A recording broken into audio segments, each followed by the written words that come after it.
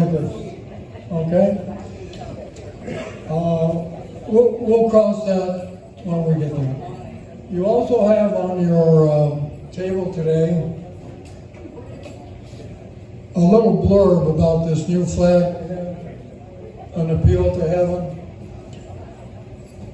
This flag was actually born before 1775 because it was flown by George Washington in that year. This was a brand new flag to me. I plead ignorance. I didn't know anything about this flag, but I was so impressed by it. I did go on the website. If you go on the website, it's a very short read, 5-10 minutes at the most. Covers everything, and it's more detailed than the page ahead. So if you want to know a little more, and we will be displaying it from month to month.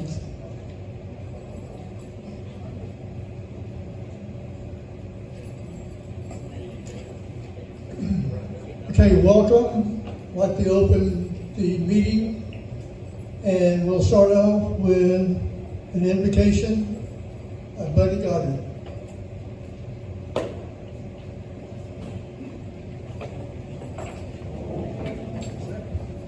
Thank you. If you'd stand and bow your heads.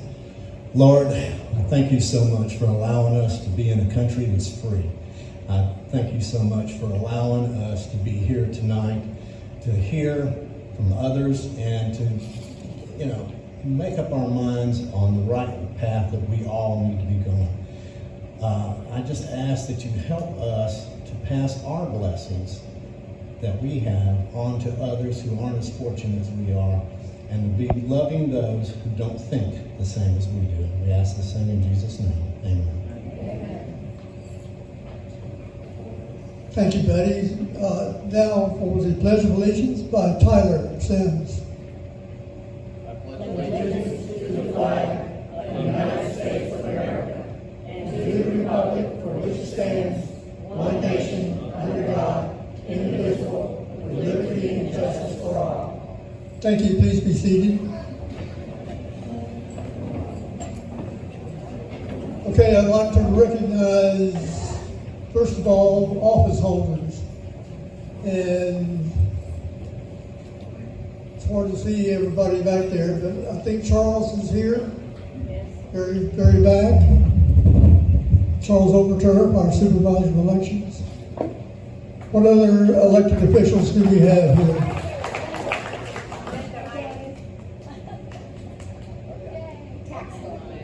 Tax collector for a few more months.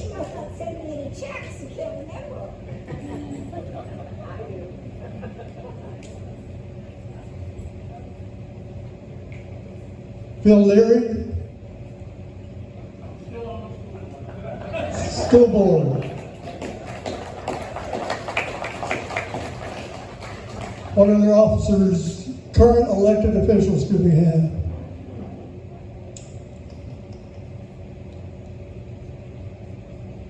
Okay, we have a few candidates here, so let's just go around the room, starting over here. If you're a candidate, just stand up, tell us your name and what office you're running for. Buddy Goddard, running for County Commissioner, District 5. I'm Les Simmons. I'm running for County Commissioner, District 3.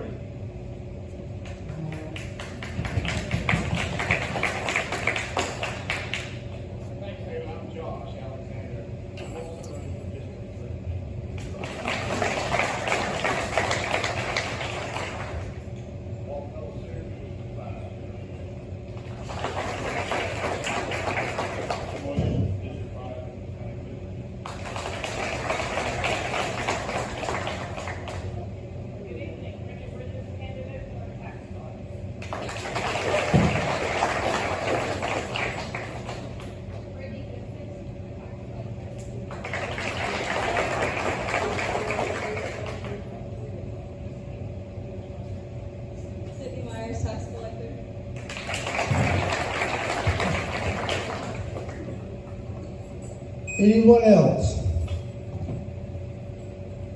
Well, thank all the candidates for showing up tonight.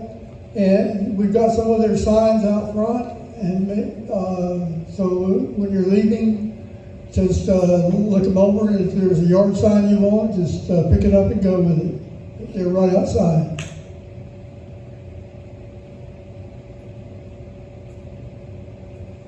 Veterans, please stand if you're a veteran so we can recognize you.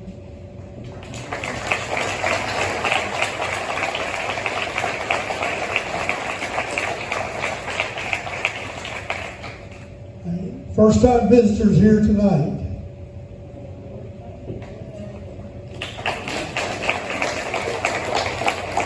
Welcome, and I hope you come back.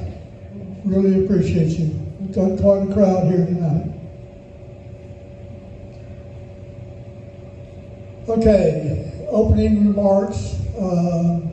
The executive board decided to make a campaign contribution, and there's about only one candidate that we can contribute to, because we can't contribute to anybody that's not finished the primary. And the primary is not until August 20th.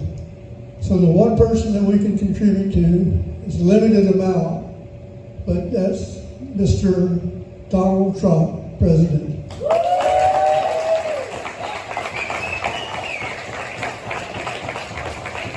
I assume there's no objections to us contributing $500 to his campaign. And happy birthday, President Trump. Tomorrow.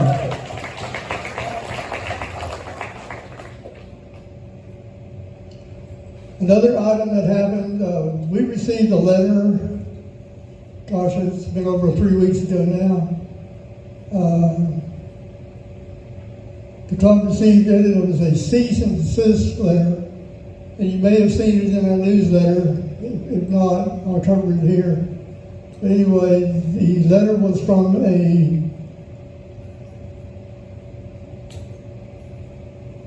law firm representing the Republican Party of Florida, that's the RPOF, demanding that we stop using the name, abbreviation, and symbol of the RPOF, i.e. Republican. This came as a surprise to us, as our club charter issued by the RPOF in April of 2023 is valid through March of 2025. To date, we have not received any formal notification from the RPOF regarding the suspension or cancellation of our club charter. And we promptly responded to the RPOF with documentation of our valid club charter and are currently awaiting their response. Despite this unexpected challenge, our commitment to serving the Putnam County voters remains steadfast, especially during the critical election season. We appreciate your continued support and patience as we work to resolve this. Any questions?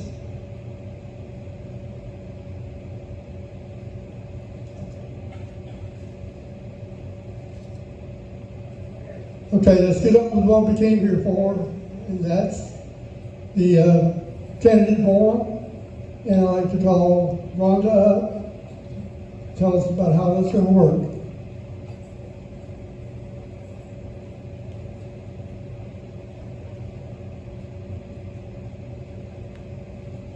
First of all, I'm too short. Thank you all for being here tonight. It's wonderful. Let me tell you the format. So when we have forums, it's not a debate, it's a forum, it's a discussion. And so what we're going to be doing is bringing two candidates up. They'll be introduced to you. They'll each have their 10 minutes to speak and then sit down. We'll have the other two candidates come up, be introduced, and have their 10 minutes to speak and then sit down. We will then have a question and answers. So if you have a question that you would like to ask, please, Barb Altman has some chits of paper if you need paper to write your question. The question does need to be a question that has to be asked of all candidates. It can't be targeted to one candidate. And then we reserve the right to choose what questions we're going to ask of the candidates. We also have some house rules. and the candidates know of those rules, and then we want to make sure that each of you knows what the rules are as well. So the rules are candidates will have 10 minutes to make their presentation. If necessary, the order of candidates will be determined by coin toss or drawing of straws. Surrogates will not be allowed to participate in place of a candidate.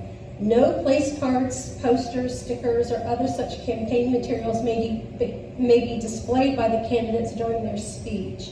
Any candidate, Republican, and non-club member candidate campaign staff may distribute materials either before or after the meetings. I think you guys have seen all the swag up here and outside, so please stop by and support your candidate and pick up materials. Candidates may not use any type of technology during their speech to display their message to the audience. They may use technology such as an iPad containing their speech or notes.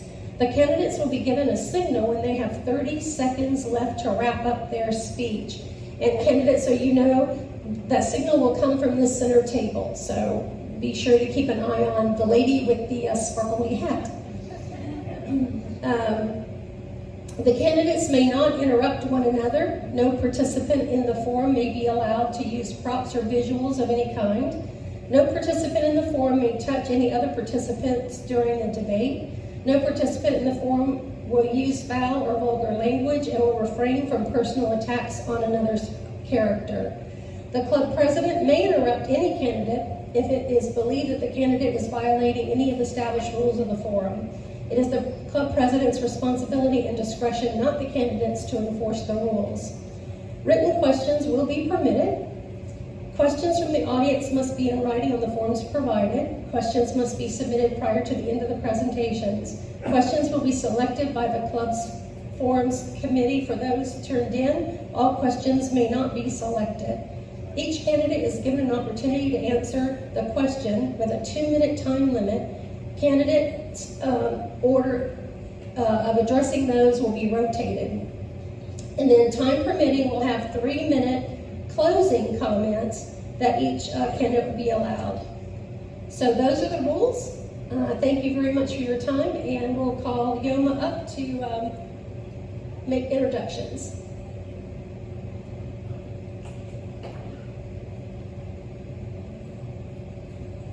Thank you, Rhonda, and welcome everyone. I'm really glad y'all could come out tonight, and I too would like to say happy birthday, Trump. He also, tomorrow is Flag Day, and if you ever seen a picture of Trump hugging the flag on stage, beautiful. Okay, so first up tonight will be Josh Alexander and Les Sims, and that's District 3. So if you gentlemen would come up. Both up there one time or just back and forth? However you want to do it.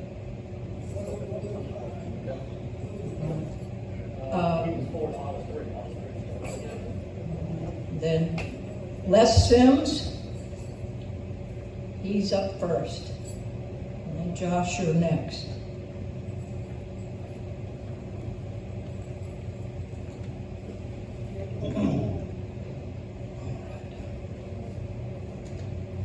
Okay, good evening. For those of you who do not know me, my name is Les Sims. I'm running for County Commissioner of District 3. I'll give you a little bio about myself, what I've done, where I'm from, and then we can move on a little further. I think we have 10 minutes here, so we can go in depth. I was born and raised in St. Augustine on the north end of St. Johns County. I grew up from a humble family, didn't have much opportunity.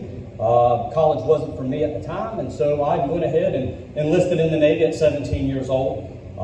I did my 4 years, came back, honorable discharge of course, and came back to St. Augustine. About a year later, I was out and about, and I met my wife Gina in Palatka, downtown Palatka one night, and we ended up getting married right about 2000. We moved to East Palatka in 2000, and where I raised my 3 children. I have my oldest daughter, Alyssa, who's 24, and a respiratory therapist at Flagler Hospital. Leslie is 21, a UF law student, and Tyler is with me tonight working in our family business, and I'll go into that a little bit later. From an early age, I had the call to serve. Obviously, at 17 years old, I went into service. I felt like I owed my country something. And so that's what I did. That was my opportunity to get out of where I was. So I went in, served my country, came back. I worked probably 5 years. I went to work for a local roofing company, which at the time was my wife's grandfather's business that was started back in the 40s. I started at the bottom, like most people, picking up trash, toting shingles. And so I started there, worked about 5 years, and said, you know, I need to get involved in my community. I'm glad to work, and I'm happy to do what I'm doing, but I felt like I had a little more in me. And so that started my community service years. And I'm not going to go too far into detail about what I've done on the different boards and committees, because I'm sure later in the meeting people will ask those questions. But I have continuously served on different boards and committees throughout the county and the state level. Some of my proudest moments was being appointed by the Governor Ron DeSantis to the Career Source State Board of Directors in 2022. The Career Source State Association needed some business-minded people in that. Anybody who sits on a board at that level realizes there's a lot of government bureaucracy there. And the governor realized that he needed that small businessman mentality. I was honored to be appointed, asked, and to be appointed by the governor to that position, and I still, to this day, enjoy that. Moving along, you know, we've done a lot of different things over the years. Why am I serving? What brings me to the county commission level? Anybody that knows me knows I'm a businessman. I'm not a politician. I've never run for political office. Didn't have any ambition, didn't want to. I like being behind the scenes and doing what I have to do that way. But after the city commissioner decided he wasn't going to run, he had had enough, I decided that, well, we needed a qualified candidate. At that time, nobody had any interest that I was aware of. So I went ahead and signed up and said, I'll do it. If nobody else will do it, I'll step up, even though I felt like I enjoy running my business.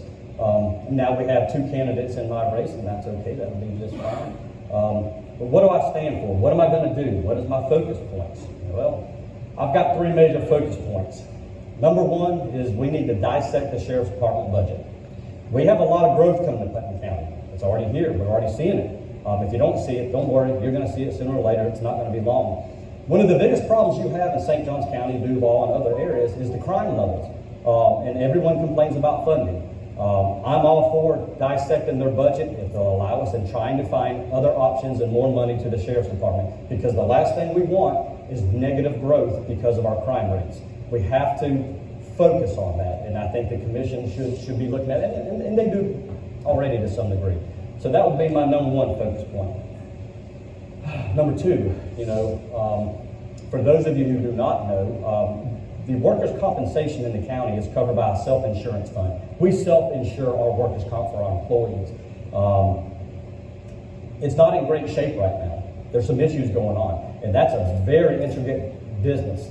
I have sat on a self-insurance fund board of trustees now for about 5 years for the Roofing Association. So I'm pretty well versed in how that works and what we can do to try to save it. The self-insurance fund is an asset to Putnam County. It saves you a lot of money, but it could also cost you a lot of money.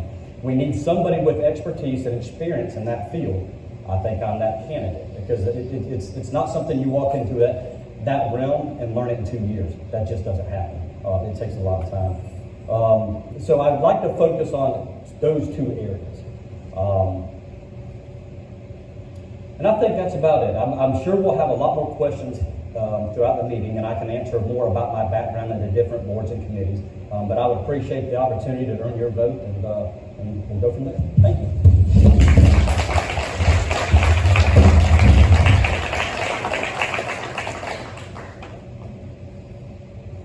I think we just had a mic drop. Okay, next up, come on, Josh. Josh Alexander, also running for District 3.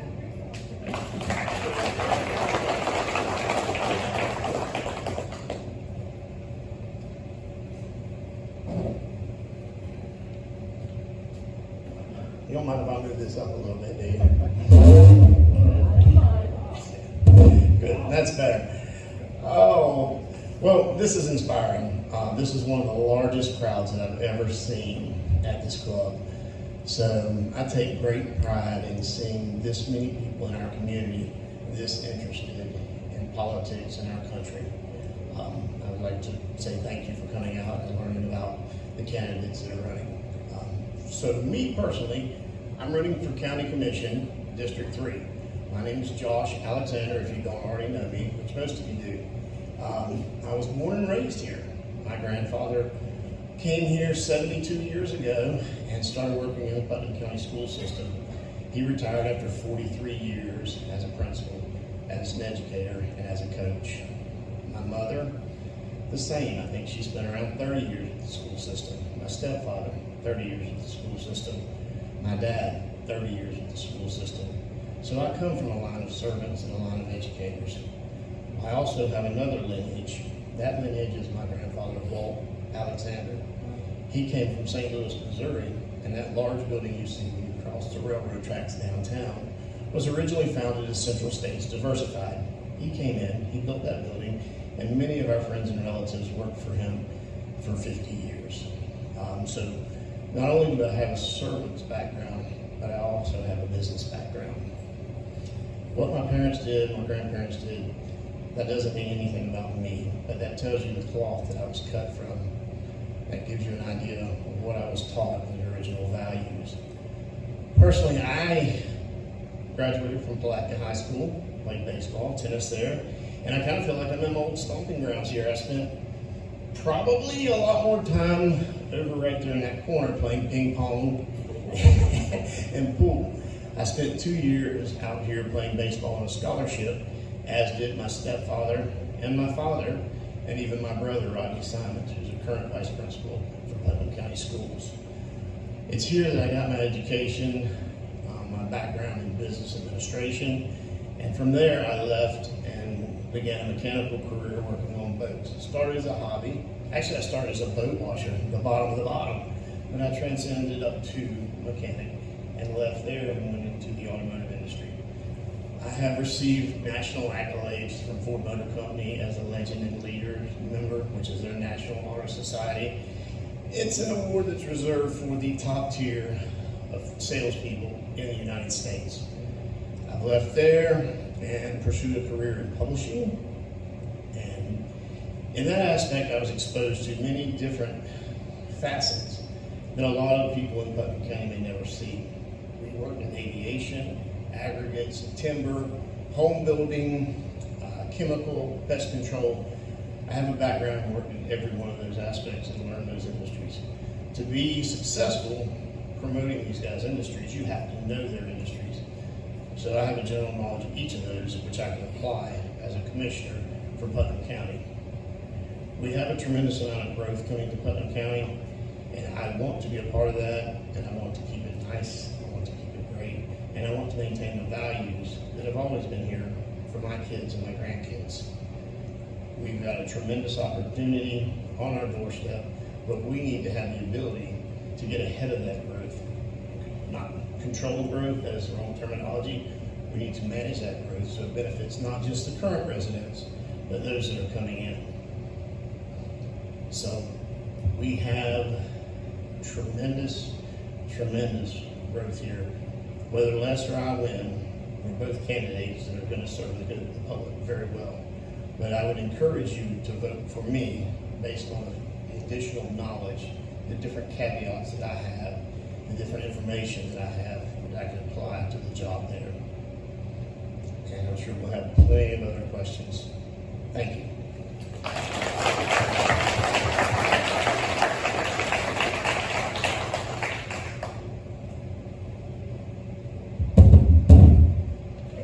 Thank you, Josh, and thank you, Les. Okay, next up is our candidates for District 5. Walt Pellissier and Buddy Goddard, and I'm not sure who won the toss. Walt Pellissier.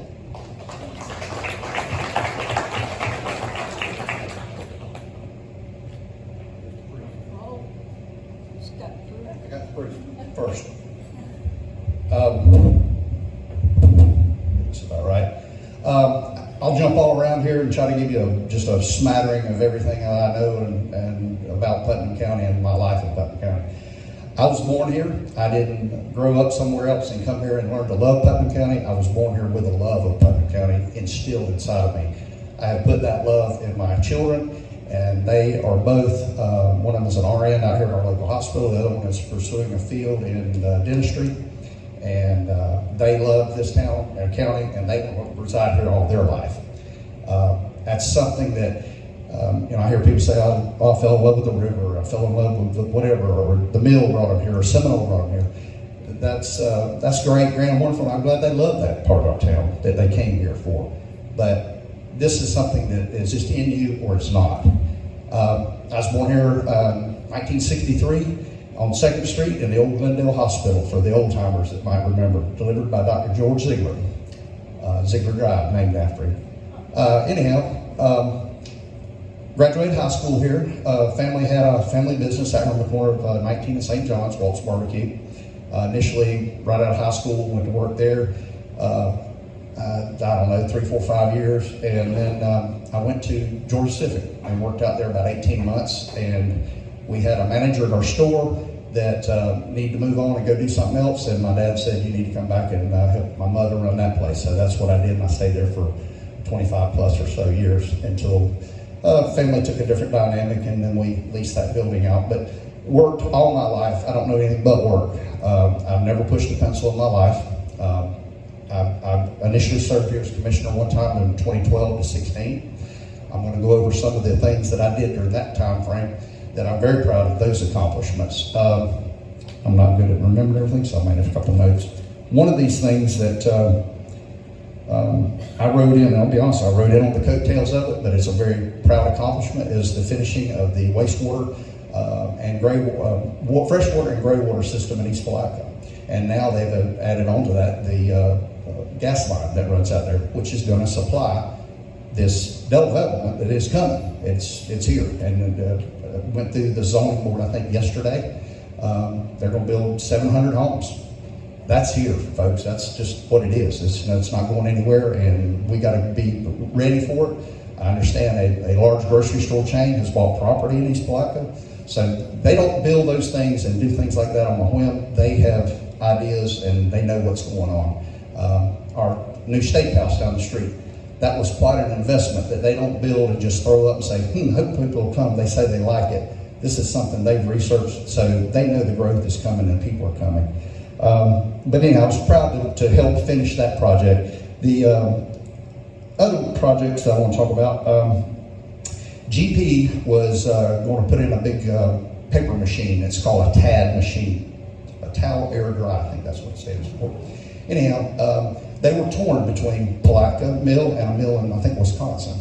And they were seesawing back and forth. When I was in office, and this thing is about making connections and relationships at a local level and state and on higher up. And I'll explain that as I go on here. I reached out to our county manager and I said, can you get us, and due to sunshine law, we had to meet with them individually. I said, can you get the GP people in here and ask them, what do we need to do to encourage you to spend $700 million in our county? He said, sure. So he brought them in, brought the GP folks in, and I was the first one because I initiated it, and sat them down and said, how can we roll out the red carpet for you and tell you how badly we want you to spend your money and come to our county? And initially in my mind, you spend $700 million, you're not going to pack up and leave and go down the road somewhere else and close a giant facility like that down, which is so important to us for the jobs and what it provides to our county. I'm very proud of doing that, and my other commissioners fell in the line behind me and had that same conversation. I was told by the county administrator, and he said they basically said the same thing you did. Whether or not that got them here, I don't know, but it surely didn't hurt.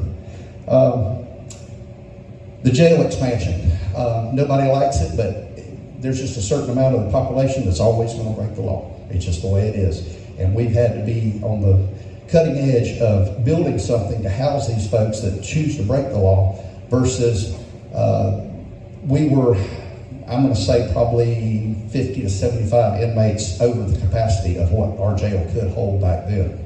And you're just setting yourself up for a major lawsuit, folks, a major lawsuit.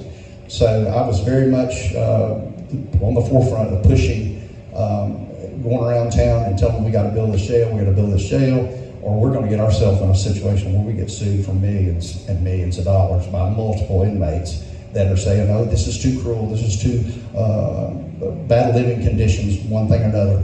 So I was very proud that we did get that finished, and that is never going to go away. It's not going to go away. It's just a part of life. Since biblical times, there's always been a certain amount of folks that choose to break the law for one reason or another.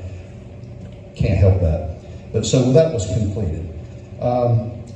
My last and final thing I want to talk about very briefly is Seminole bringing their new generating station here. Prior to my tenure in office, Seminole wanted to expand. They had gone through all the hoops and hurdles of DEP and EPA and everything else and had got the green light.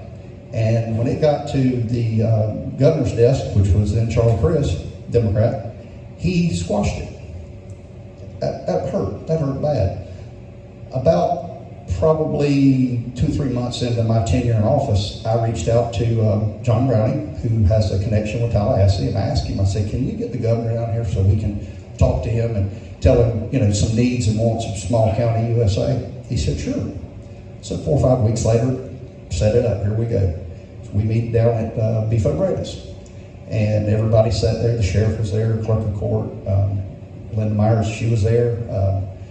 And last seat happened to be right beside the governor, so I sat down beside him. This was Governor Scott. And he threw his hands up just like this. He said, how can I help Putnam County? And me being the junior man, I said, I'll wait my turn. I'll let everybody else say what they want to say first, and then I'll, raise my hand, so to speak.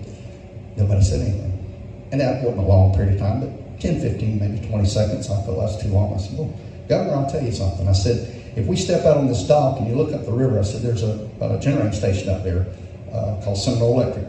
This is their main generating facility. They have a small place, and their main office is in Tampa.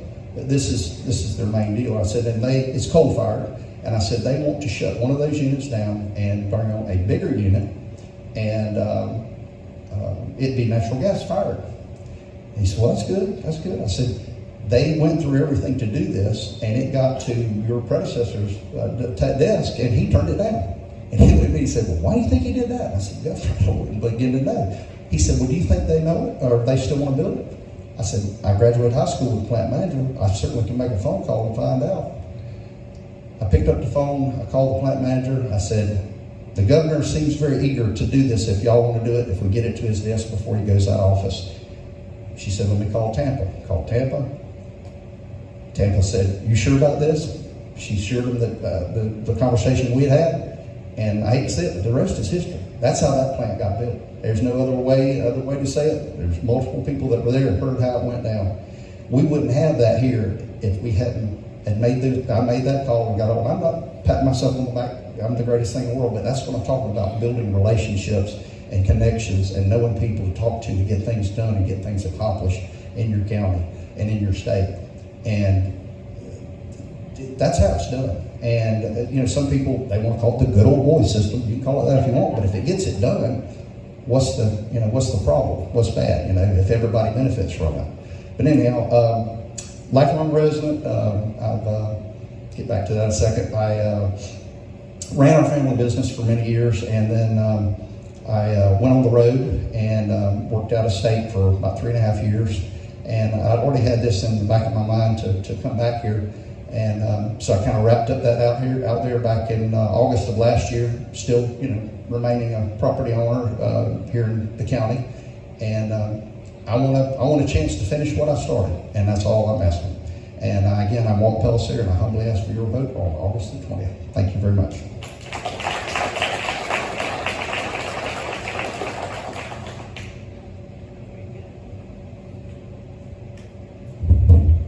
Thank you, Walt. All right, and now let's hear from Buddy Goddard, also running for District 5. Those that don't know me, I'm Buddy Goddard. Let's start at because they want to know where we started from. I actually started mostly in Jacksonville. I did not have the happy childhood. My father pretty much tried to kill me several times. I ran away countless times, lived with my aunts and uncles. Somehow, believe it or not, I finished high school living in a barn. But nobody was trying to kill me. I enjoyed it. Might have sounded like I was homeless, but I was happy. I had a job and I had a roof over my head.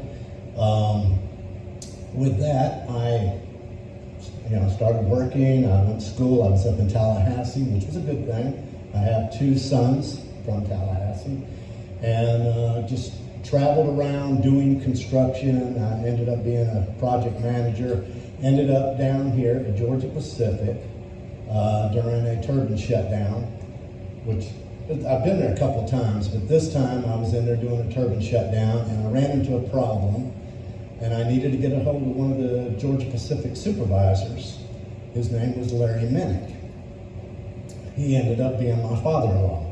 He made a mistake. He introduced me to his daughter, and I had no intentions of getting married. I was a single dad. I didn't want to, but if you've ever met my wife, you'll know how she stole my heart. She just, something special about her. I knew I had to live my life with her. And we have raised 3 beautiful children here. We ended up buying the homestead that her father built when she was born.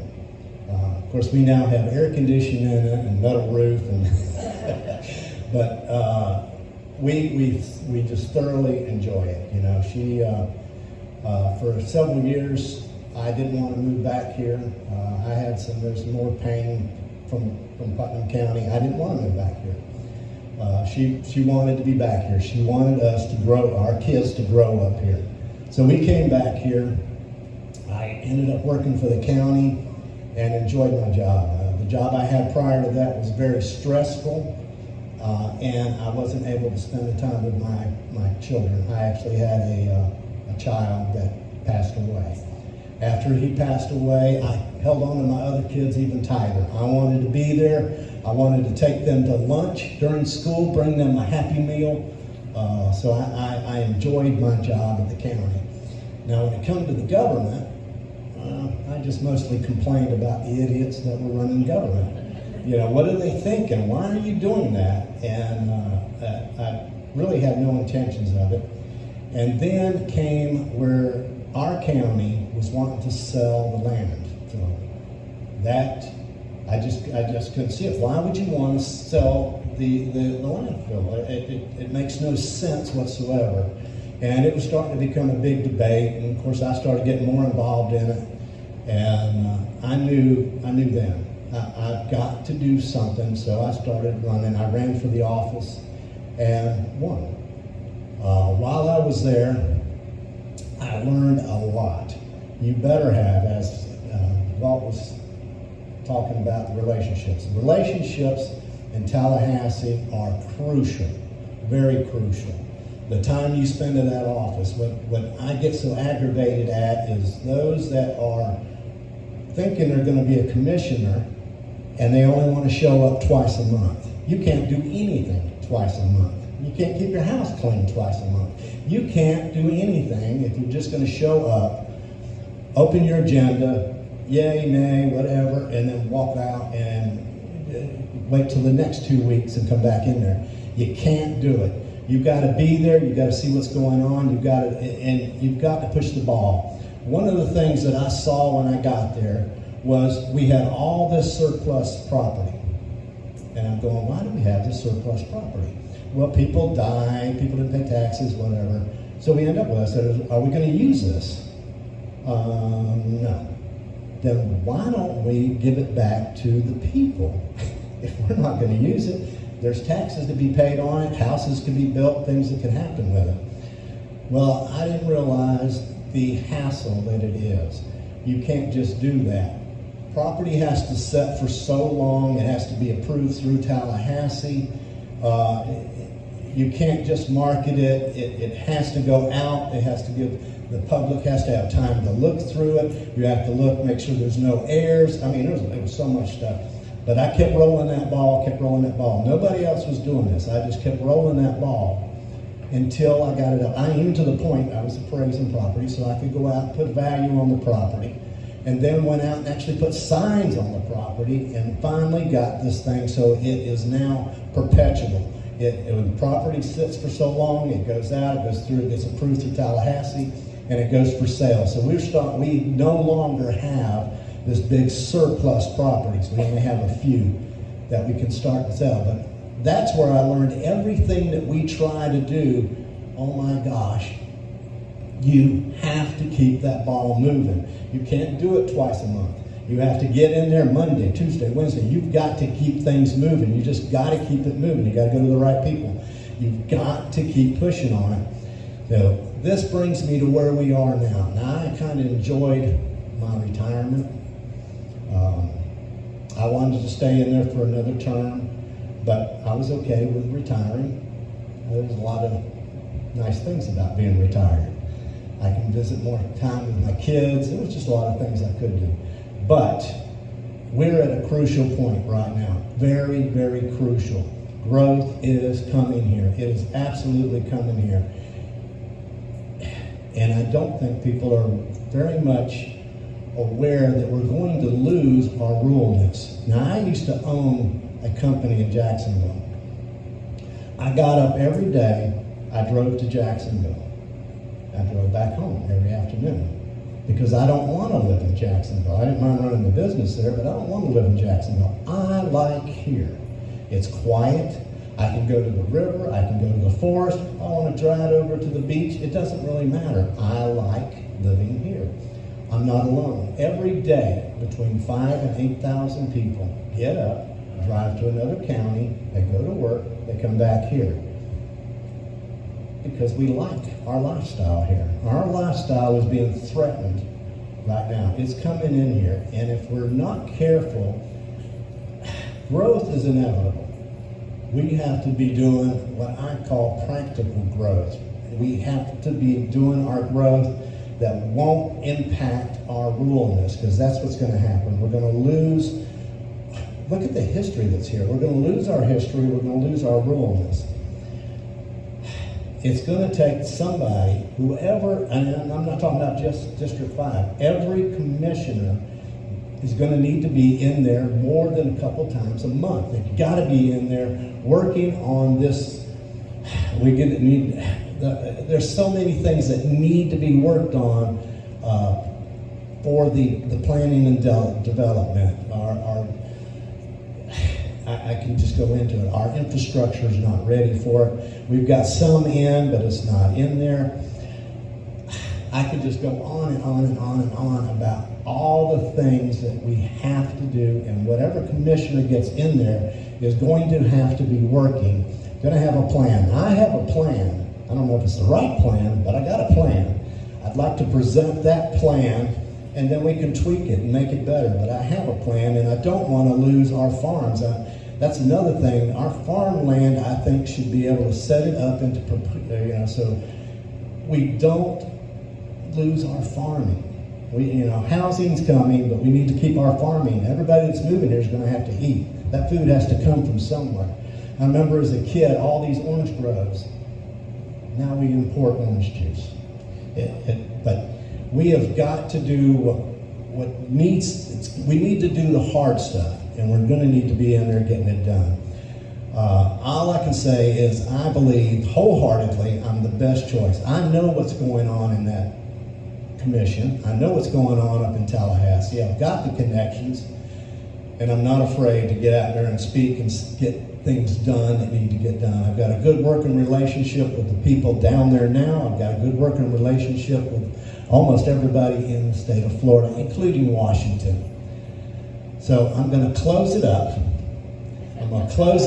But I am going to say, please, I'm asking you, vote for me before or by August 20th. I do ask that. Thank you.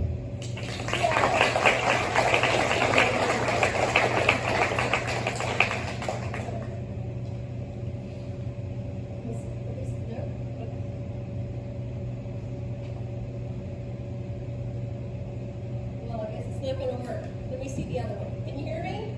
No. All right. I'm big.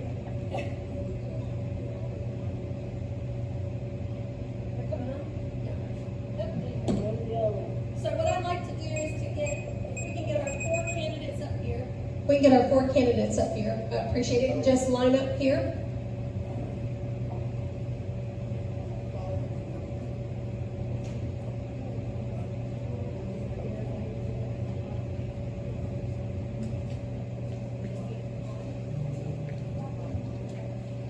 And we're going to deviate slightly from what was planned, so I'm sorry for the surprise, guys, but you know what? Life is full of surprises. We've got a nice crowd here tonight, so what I'd like to do is we have one other candidate for County Commission here tonight. That's Tim Williams. Tim, if you would come up and be with the group up here and be able to answer questions as well.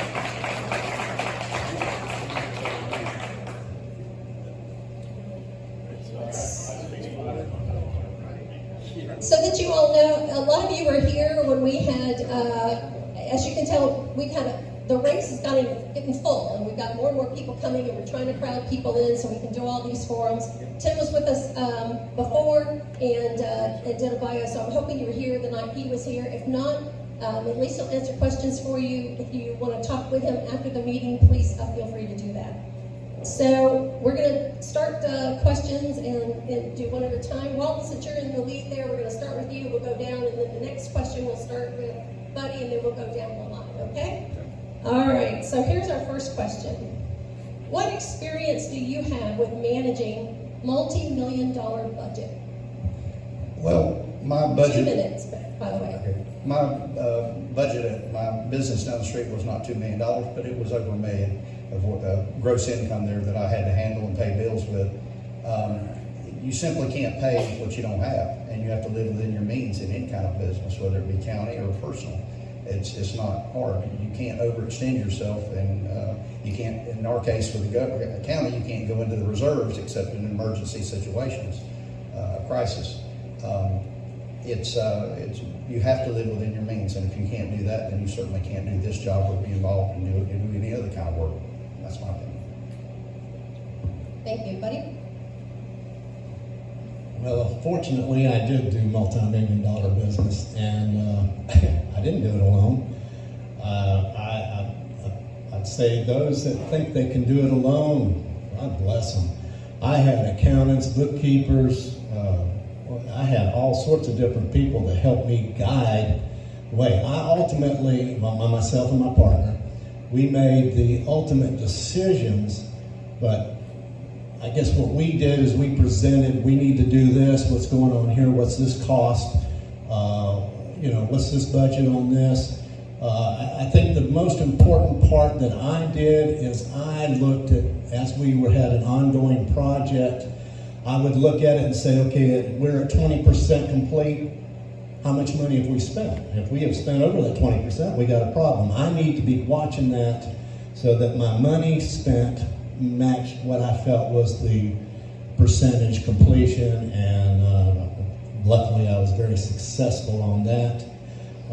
But again, I did not do that alone. You get the right people, put the best and the right people there to help you be successful. Same thing when we were in the county. Luckily, at that time, we had Matt Reynolds, and Matt was excellent. I don't know how many times I went to him about different budget adjustments, and he was great. He'd say, okay, let me get back with you in a couple days. And he would come back, and he'd say, okay, well, if we do that, it's going to cost us this, and we're not going to be able to recap it. And so I go, well, then we don't want to do that one. But he was very good about when I wanted to do something, what was the pros and the cons of that one. If it was leaning more on the pro side, good, I'm all for that one. And so he was a major asset. So I guess the only thing I can say about county-wide or a business, you have to have the right people that you can rely on.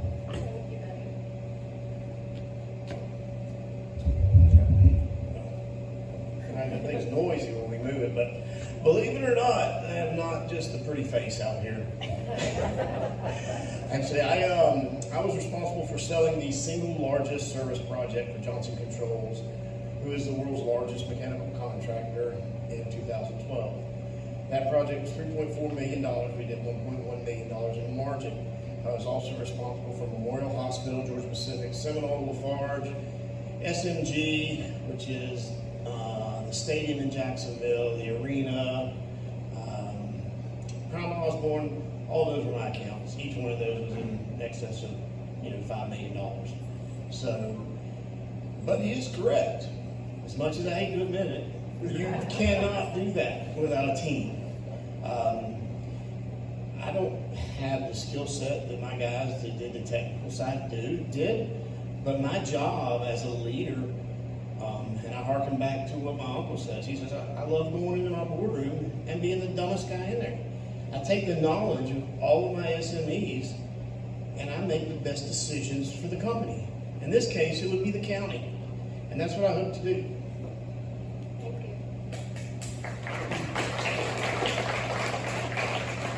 Okay, thank you for the question. A lot like Walt, my business here in Putnam County is not millions, it's 1.6, give or take, on a year. But my involvement with Career Source would be what we're talking about here. I was appointed to the Career Source State Board of Directors. After my second meeting, they realized that I was somebody that was willing to ask questions and call them out on the carpet. So after that second meeting, they actually appointed me to the Finance Council. What does that mean? That means there's 5 of us that distribute and budget $291 million a year throughout the state of Florida for different training. You don't get there by just getting lucky. You don't get there by just falling into that. So I think that if the governor and the state of Florida has the confidence in me, I believe Putnam County could too. Thank you.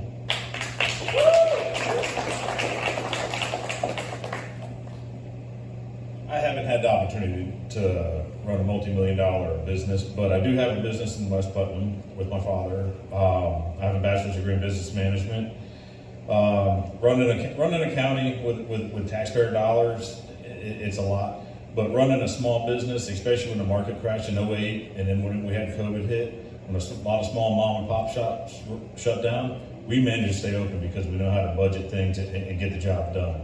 And I think that's what it takes. But like they were saying, you're going to have a team in there, and you all going to have to come together and figure out the best opportunity to spend the money and spend it wisely. So, running a small mom and pop shop, not a whole lot different than running a big business. I think the small mom and pop ones are harder because you're doing it yourself. You don't have that big team when you get multi-millions of dollars to spend and a board that you got to report to. So I'll be able to do the job when we get in there. Thank you.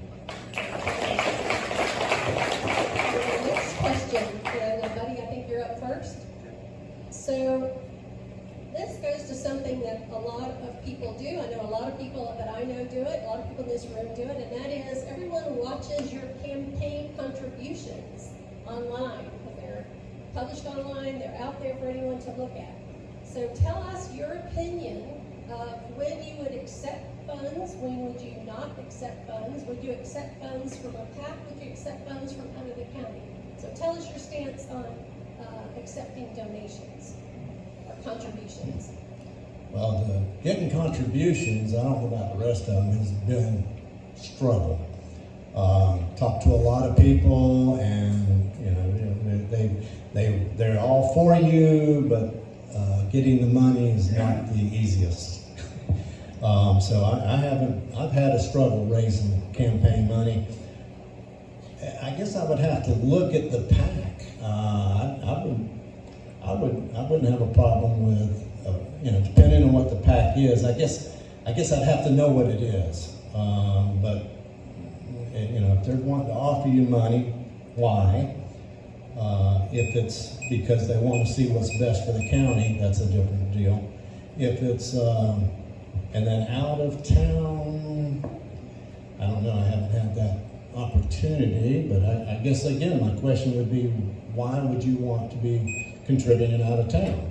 Is it because you like me? I guess it really would be the circumstances behind it. I haven't had that problem, but I guess I would have to look at that. Out of town money would concern me, and I just want to know why. Thank you, buddy.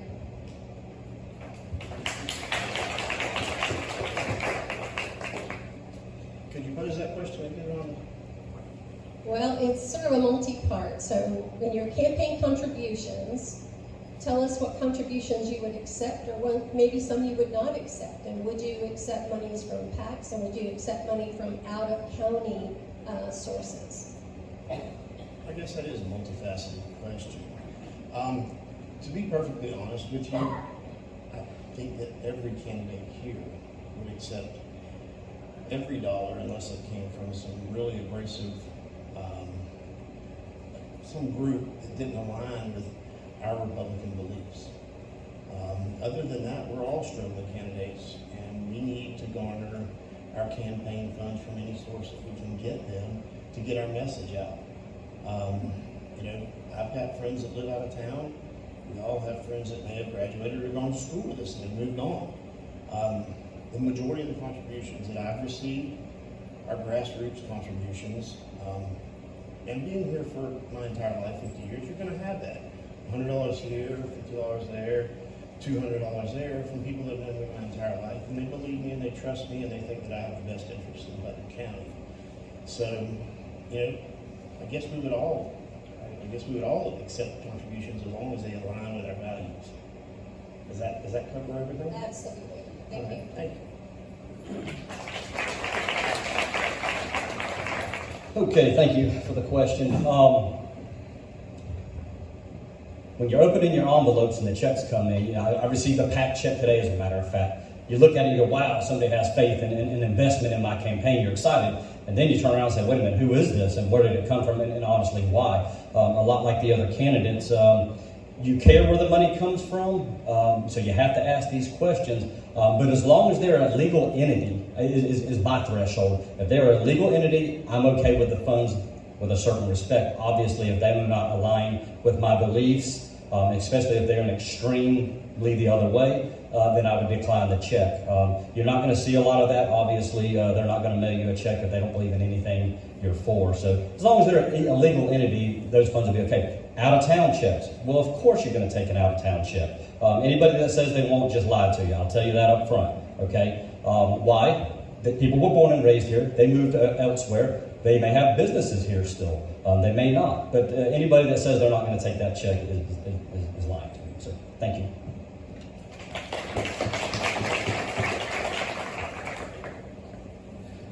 I prefer to get $10 from 1,000 people versus $1,000 from 10 people.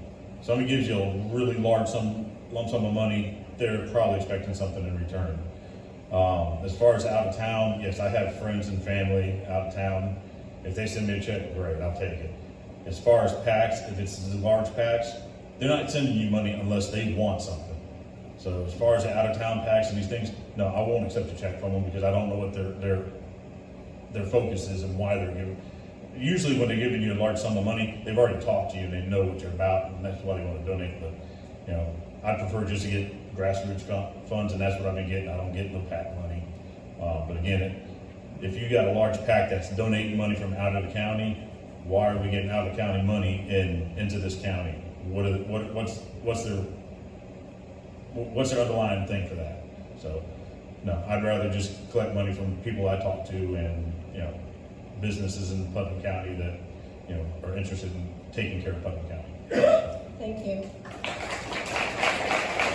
I like most everybody said, I've been perplexed with that problem of PAC money coming my way. And again, like most of them said, it's their interest, they have a vested interest in Putnam County or helping Putnam County move forward. That would be my only concern with them. As far as out-of-town money, like several have said, we went to high school with a lot of people that since have moved on, live in other places that are friends, and they like us, they care about us, and they want to support us. I'm just sitting there running through my head, and I'm going to say I feel more than 80% of all of my money has come from local Putnam County people, maybe closer to 90%. So it's just people that know me, believe in me, and know what I've done in the past and want to support that effort. Thank you. Thanks, Walton. So our next question, you're up, Josh, first. So we all know that there has been a huge interest in the animal shelter for animal control, and people are still concerned that we're now years into the planned building, and we don't have a building yet, although it's been started. So give us some insight on your opinion on animal control, where we're going, and what you would do to push it forward if you're elected. Okay, that's a great topic. I'm an animal lover.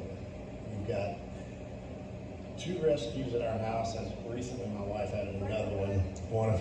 Can you hear me? I'm sorry. I'm trying not to move the mic because everybody else is shorter, so they'll have to move it when I get done. But here we go. Is that better? Yeah. Okay, good. You guys are just going to have to move it. All right, but anyhow, no, the animal control shelter. I'm a huge animal lover. Gina just brought home another French bulldog from one of her patients that could no longer take care of it. And that's how my Boston Terrier came to our house. If you don't know much about me, I am not one to sit on my laurels. If there's something that needs to be done, I want to get it done. It's case in point, something that is also very near and dear to my heart, the pickleball courts. They had a tremendous amount of money donated to build new courts, to light the courts, to put fencing up around it. And in the time that it took to navigate our current county structure, county administrative structure, their money lost 30% of its value. And we're experiencing the same thing with animal control.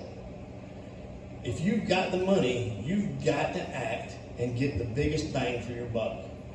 Anybody in here that knows me, anybody that knows around that knows me, knows that I know the value of $1 and how to stretch it. So I think that if you have the opportunity, you need to strike while the iron is hot before somebody changes your mind or your money goes from dollars to cents. Thank you.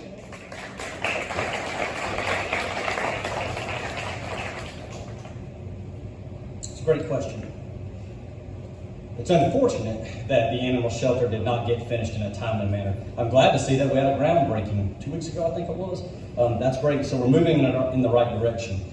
How do we keep this from happening in the future? Because there'll be another hot ticket item. There's something else will be coming down the line directly. There always is, okay? So I would think that we need to look, as a commissioner, into a special projects coordinator or personnel, add them to the staff. That person can answer directly to the commission. Obviously through the county administrator, that person would take on special projects. There's no reason that animal shelter took this long. I understand government bureaucracy.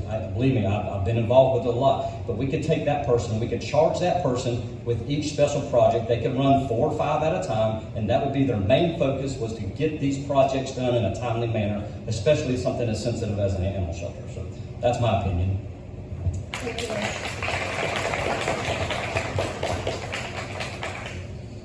I was told by a prior commissioner that we're a reactive county. We wait till there's a problem and then we solve it. That's why it's taken so long for this to get to where it's at now. 10 years ago, they should have started the process a lot sooner. I've seen blueprints for a lot better building than what they're building now that was cheaper. And again, 5 years ago, it would have been cheaper. So yeah, like you said, your money's losing value every time you sit on it like that. You know, we need to be a proactive county and get the ball rolling a lot faster. I understand, yeah, there's a lot of bureaucracy and red tape that seems to be more than normal in Putnam County. But yeah, it shouldn't have taken this long. So that's why I'm running, because I don't want to be a reactive county. I want to be a proactive and get things moving faster. Thank you. Thanks, Tim. And when I first came onto the commission, then Commissioner Chip Lible, he said, you need to get your feet wet on the chairman of one of these boards, and it was the animal control. And I started meeting with these people and talking with them, and we just didn't have the money. You can say, you know, wish, you know, on a star or something and try to pull it out of the thin air. It's not there, it's not there. So we did start the ball trying to, you know, procure money from the state, and it's taken time, and Representative Bobby Payne has helped with that greatly, and that's now broke ground, and we've got something coming. The answer to me is, and I'm not a veterinarian, but just common sense, is spay and neuter. That's where the animal control needs to come from, is spay and neuter, and stop the reproduction issue so we don't have that. I too have animals, more than probably most in this room, but anyhow, they're the 4-legged type bovine. But anyhow, the answer to that, I think, is spay and neuter. But I'm very grateful that we do have the building looking like coming out of the ground now, and going to be something that we can be very proud of. And we have ample space out there for more growth. That's one thing that's really proactive about that. I think there's 50, 60 acres out there, so there could be growth for a lot of things that the county needs. Thank you, Alton. All right, so Les, I think you're up next for the next. Oh, I didn't get I'm mine. sorry, buddy. I didn't mean to cut you off there. Well, the biggest thing I saw, he hit on, Chip Liable was handling the animal control center. I mean, that's what he was doing. And he had some great ideas, and we had some places where we were going to build it. Carl Beck had given us property. We did a lot of inspection on that property and pulled samples. That property proved that it would not hold the building the way we wanted to do it. So we had to relocate. So we did. We relocated. Now, unfortunately, Chip was the one rolling that ball. Chip left. That ball didn't get rolled. It was one of those things that would get brought up and get brought up, but nothing really happened. That's why I say it's so important, as he was hitting, somebody to be in charge of that one. Somebody, but it's not the commissioners. I think what I really saw the best was when commissioners took charge of something, as in that case, Chip Liable took charge of that one, and he was pushing that ball and he was running it. When he left, no one picked up that ball. And so either you got to have a paid staff that's handling that one, or the commissioners take it. And the commissioner takes that as a pet project and they push it. That's how it gets done. It took way too long to get where we are today. Thank you. Sorry, I'm checking the time. So that you all know, we are here at the college, and the college has a hard stop at 8 o'clock, meaning that not only do we have to have the meeting finished, but we have to have all this cleaned up and out of here. So that's why I'm watching the clock. So forgive me for having to check that, but now you all know. All right, Les, you're next up, I think, first. So tell us about your level of community service and any of the organizations that you volunteer with. Okay, so I'll start with locally here in Putnam County, and some of my dates may be a little off as time flies. Starting my early years, I started with the Putnam County of Arts and Sciences, which is a local public charter school. My kids were attending middle school. I sat on their board for about 7 years and got them in their new building, got them sustained, and that program was off and going. And so when I felt like I'd done my job, I moved on to the Putnam County Contractor Licensing Board. In the construction industry, I feel like I could bring my skills and what I have to that board, and I did. And I was chairman of that board, I believe it's 2016. And then after that, I sat on the Better Place Plan Oversight Committee. That committee was charged with the spending of the funds from the Better Place Plan. That 1 cent tax they implemented back around 2000 wasn't to tell you how to spend it. It was to say, did they spend it right? And then if they didn't, we could go back and tell the commissioners what they needed to do to fix that. After the Better Place Plan Oversight Committee, I joined the Career Source State Board of Directors, and I've told you about that a few times now. And I'm still on that board there. And one of the things I'm most proud of is that I am chairman of the board for the Putnam County, the Education Foundation of Putnam County. And we provide a lot of funding for teachers and students throughout the county. And I've been on that board since 2021, and like I said, worked my way up there. So as you can see, I'm pretty well versed in a lot of involvement since my early years. Thank you.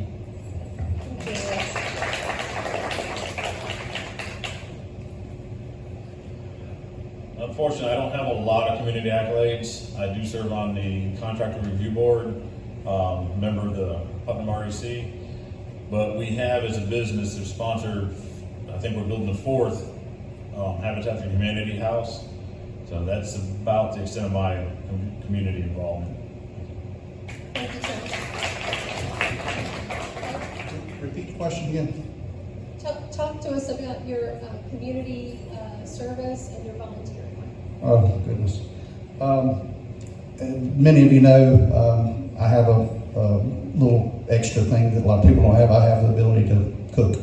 And I have helped being in, having a family in the restaurant business for 40 years.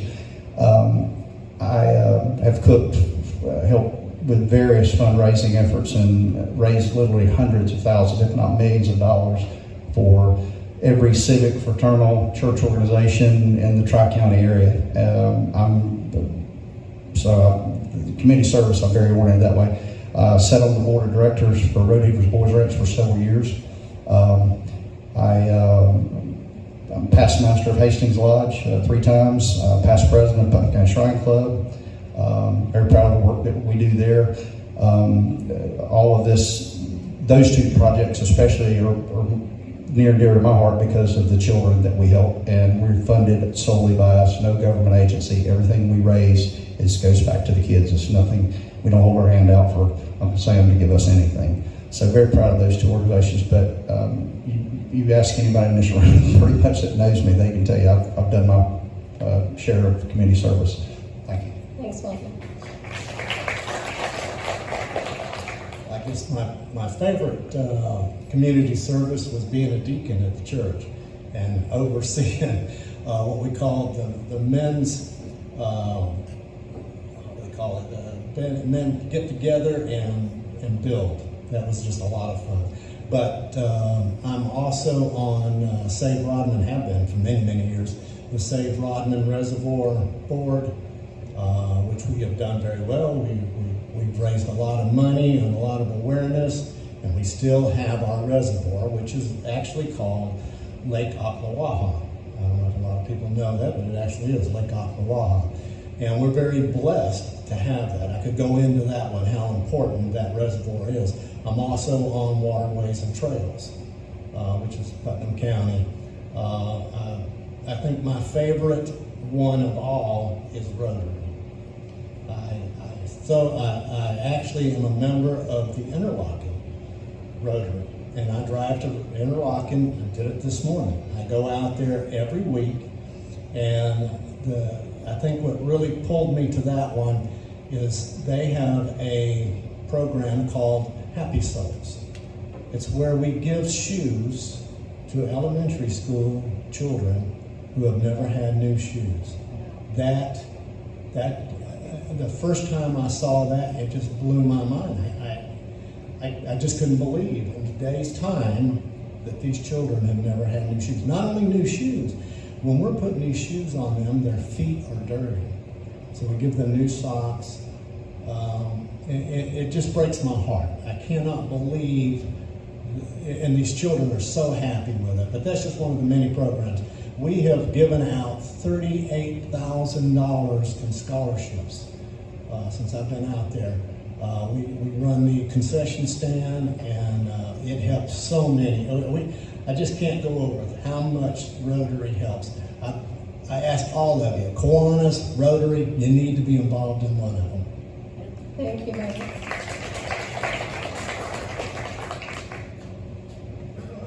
Man, these guys have been busy.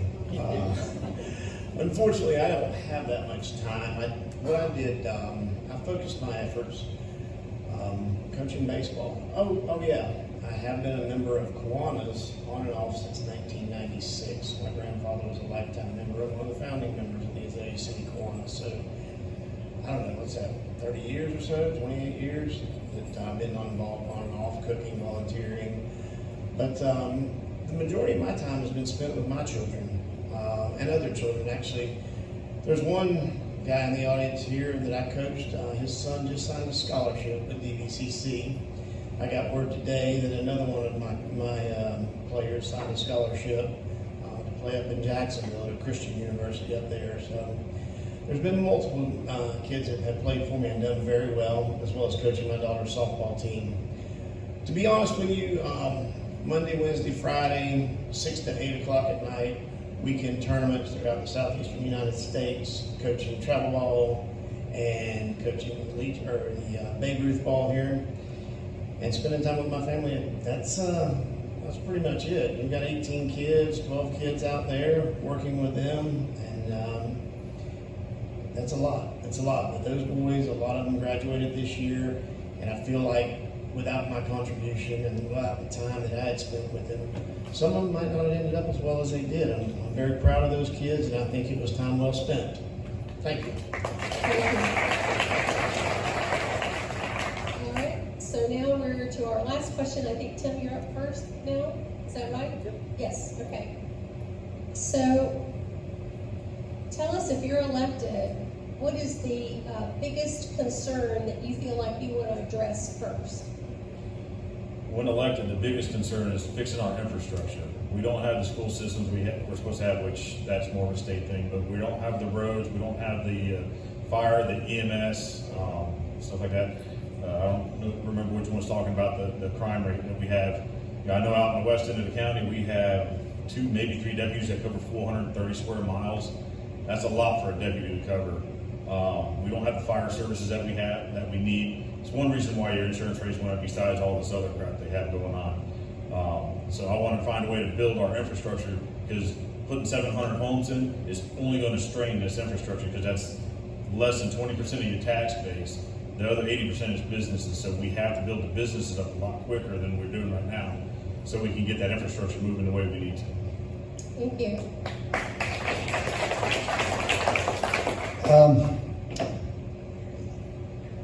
Whether we like it or not, with this new growth coming, it's going to have to be impact fees. It's just going to have to be. It's always going to be the only way we can fund it. I don't like that term. Just doesn't appeal to me at all. But I don't know, unless somebody has a magic pot of money somewhere that we can pull from. It's impact fees is the only way we're going to be able to fund that and take care of what it's going to take. One of the things that I want to address is, as he said, there's roads as much as we possibly can, and it's not so much county roads as it's working with the state, improving some state roads. We've got some major bad intersections that are dangerous. The High Bridge at 310 and 19 is terrible. Lost a high school friend there on a motorcycle wreck several years ago. On the other side of that bridge, there needs to be a de-acceleration lane for people going into the Rodman to go fish. It's a bad situation there. East Palatka at escapes me. Cracker Swamp Road and 207. That is a major intersection that's going to have to be addressed, especially with all those homes coming in. They're going to have to put a red light in there. There's no other way around it. If anybody's paid attention that goes over the bridge to East Palatka going that way, have you noticed that there are street lights? They haven't lit them up yet, but there's street lights installed on 17 South all the way to the Cheyenne. Never thought in my life I'd see that. Never thought I'd see street lights through Francis either, but they're there now. So things are changing, and we've got to be ahead of the game and not behind the ball. We've got to be up ahead of it. Thank you. Well, I was pushing for impact fees when I was in there. I'll keep pushing for impact fees now. It's not so much to penalize anybody that's here, but I am looking at the new builders coming in here. The houses alone are not going to cover the infrastructure that's going to be needed. The roads are our biggest problems, and it's not the state roads. The state roads are being addressed through the state, but the county roads aren't handling, depending on where they're wanting to build this developments, our county roads aren't ready for all the traffic that's going to be needed there. We're not set up for the fire lanes that need to be put in there. We're not set up with our water and our sewer. And something that I pushed hard when I was in there, and I'll keep pushing hard, I push hard even when I'm not in there, is those who live on the river need to be on a sewer system. We have, out in Interlochen, for an example, you can have a septic tank that'll work for 500 years. But if you're in a wet area, it's not going to work so good. We need to be pushing to get sewer systems in, and that's very costly, and they need to be up to date. I mean, I could go on and on and on, but our biggest thing is our infrastructure, and sadly, impact fees to cover it. Thank you.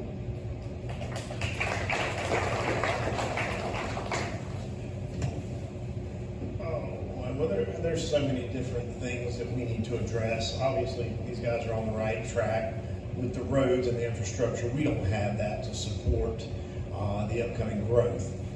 I agree that we need to find a way to fund that, but what I'd like to see, I mean, obviously that's something we all want to address, but I want to work on more collaboration with our city government.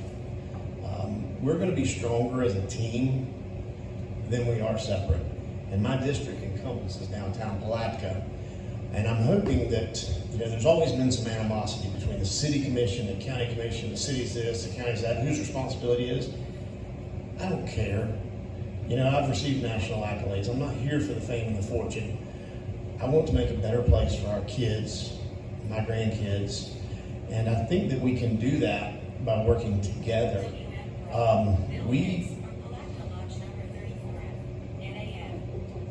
Did you get that? But anyhow, what I'd like to see, most of the folks downtown, I've been here 50 years again. I played sports with these guys. I know them as friends on the field of battle, for lack of a better term, playing sports. And I think that our relationship, a personal relationship, can transcend that animosity that does exist between the two commissions, and we can do great things downtown and throughout the county working together. Thank you. Thank you.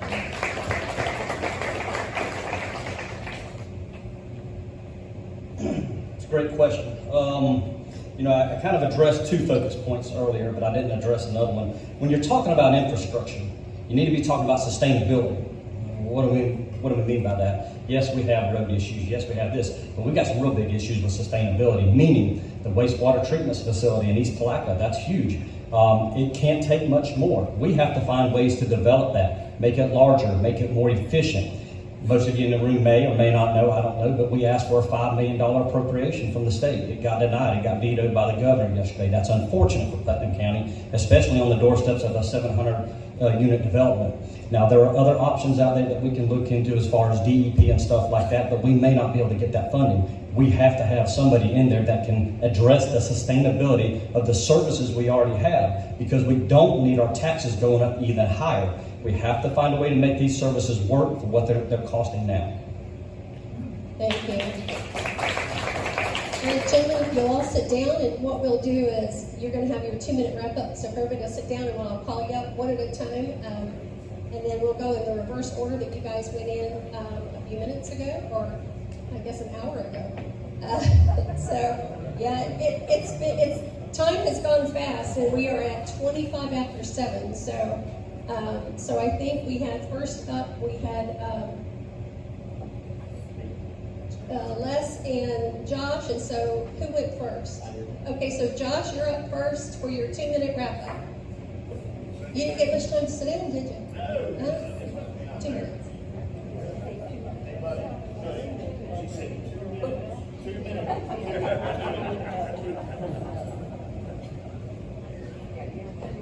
Oh boy. Okay, well, there's just a couple of things I want to touch on that I did not get to touch on earlier.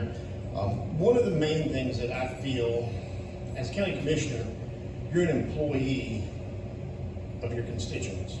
You are a public servant. And I would like to see more transparency regarding the commission. I don't understand why our meetings are at 9 o'clock in the morning when we have a blue-collar society here. You, me, everybody here typically has a job. And I don't think that it's right for you to have to take time away from your family by burning your vacation time to come listen to me ramble on at the podium. So what I would like to propose is at least one meeting a month, being at 6 or later, and that way you can come. And you know, I've got received questions and pushback. Well, nobody's going to show up, this or that. I don't care if you show up or not. I want you to have the option to come see me and tell me what you feel without having to burn your important time. So my big thing is engaging the community, learning what's important, and giving you the opportunity to tell me about it. In brief, I work for a large company. They had problems throughout the world, mainly North America. And when they had an issue, I had to go talk to the people. And 90% of the time, it was my company that had the problem. And I had to go in there with the broad shoulders and say, yeah, we were wrong. What can we do to make it better? So that's my goal for the commission. Thank you.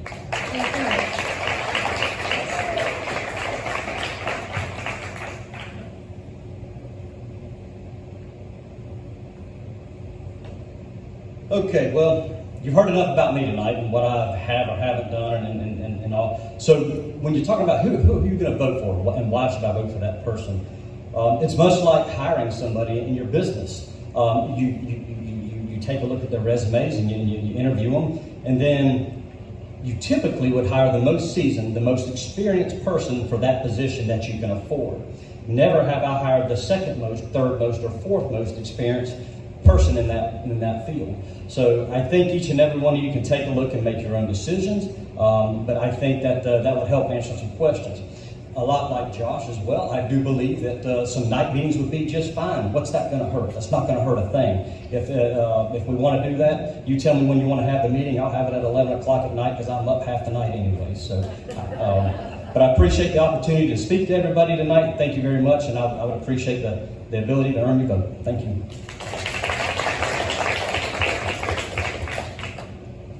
All right, who's up next? Buddy, was it you? You were second last time, and you're first this time.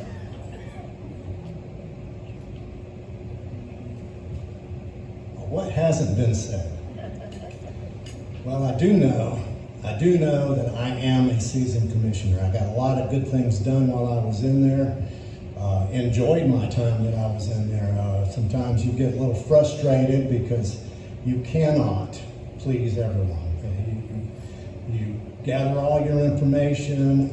I don't know how many times when I sat down at the dais, I already knew my agenda, I already highlighted it, I already circled it, I knew exactly what was going on. I knew how I could vote on every issue when I sat down. And then sitting there, all of a sudden, there's people out there that's bringing up new information that you weren't aware of. That's only happened a couple times, but it has changed my vote a couple times when I knew how I was going to vote when I sat down. So listening to the people is by far, because we do work for the people, and that's the most important thing. We work for the people, and so you've got to do what's right for the county. It's not what's right for you, what's right for a few people, what's right for the county. Can you live with yourself after you make that decision? You're not going to make everybody happy. It's impossible. Night meetings, daytime meetings. Again, I'll say it right now. If I were to say the county's going to have a meeting tomorrow night at 3 o'clock in the morning to disband all firearms in the county, think anybody show up at 3 o'clock? I'm telling you, it's the issue. The issue is the issue. It's not the time. The time doesn't matter. The issue is always the issue. But I'm fine with whatever. We actually, when I was commissioner, we had night meetings. Not too many people showed up, just the way it was. People talk about it, but they get home and they're hungry and they eat dinner and they want to watch Gilligan's Island. All right. Anyway, all I can say is I feel like I am a good choice. I know what I'm doing. I know what I want to get done, and I know that I will be a great commissioner. Goodbye.